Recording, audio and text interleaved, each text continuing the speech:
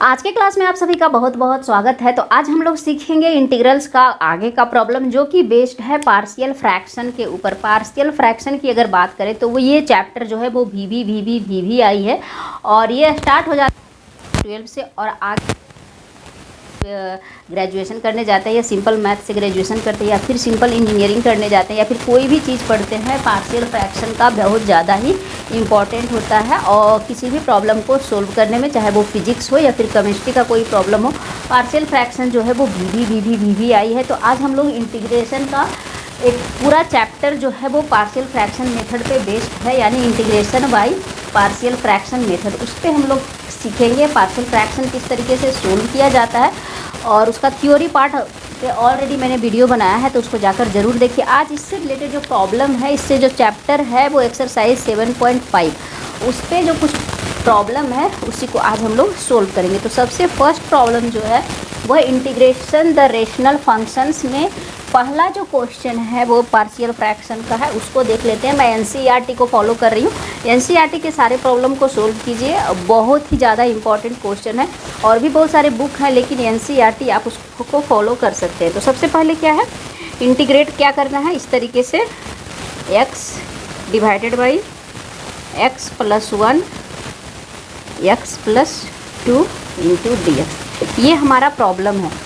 तो इसको partial fraction method से कैसे सोल्व करेंगे? सिंपली अगर इसे सोल्व करने जाएंगे तो ये बिल्कुल भी सोल्व नहीं होगा। तो सबसे पहले इसको क्या करना होता है, कोई भी प्रॉब्लम जो है इस तरीके से दिया हुआ है, तो सबसे पहले इसको देखिए, ये नीचे वाला जो फंक्शन है वो लीनियर के फॉर्म में है, कॉम्बिनेशन ऑफ लीनियर का प्रोडक्ट है x plus 1 x plus 2।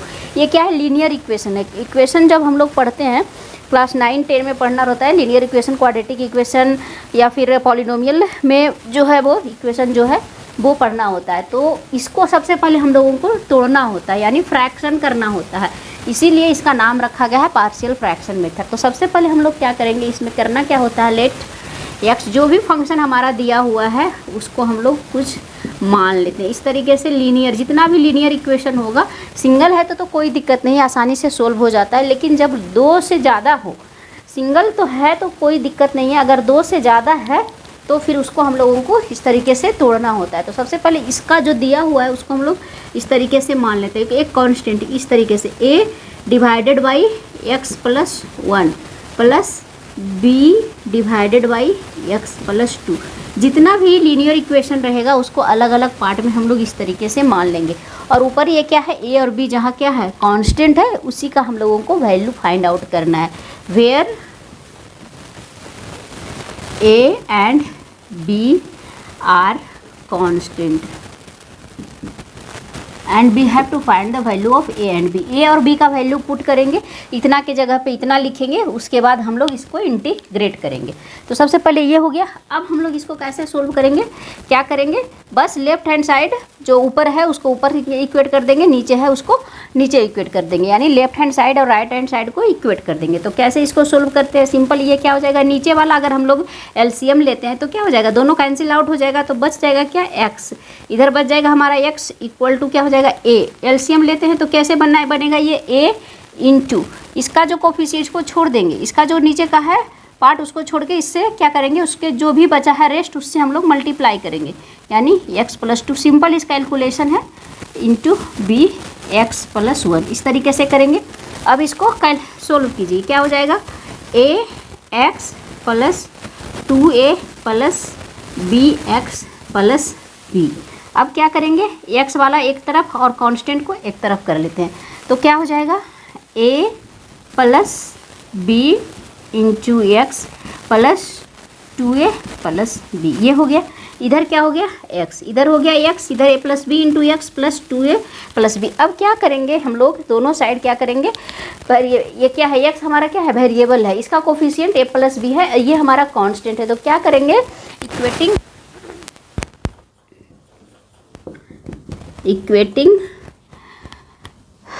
Coefficient of x,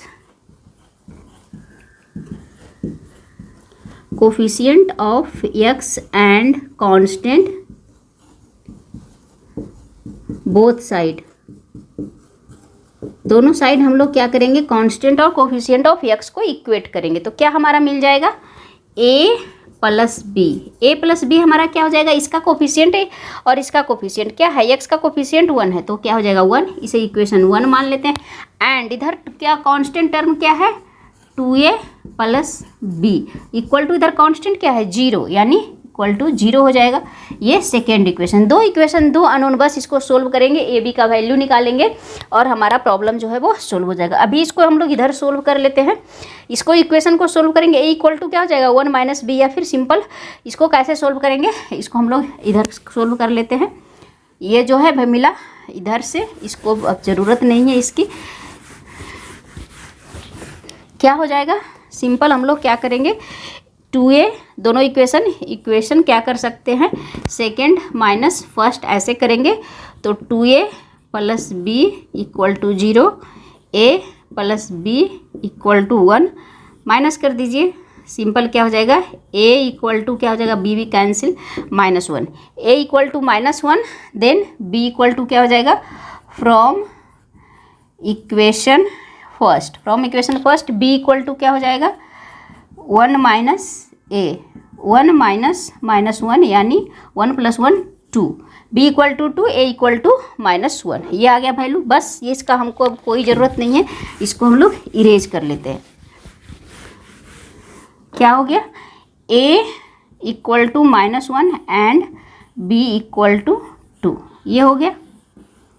अब हम लोगों को क्या है, इसमें वैल्यू को बस पुट करना है। तो अब इतना के जगह पे जो हम लोग इतना माने थे, तो इतना के जगह पे हम लोग क्या करेंगे, उसको लिखेंगे इतना के जगह पे क्या हो जाएगा, a के जगह पे हमारा क्या आया -1 divided by x plus 1, plus b के जगह पे आया 2 डिवाइडेड बाई क्या हो जाएगा x प्लस 2, बस वैल्यू हमने पुट कर दिया।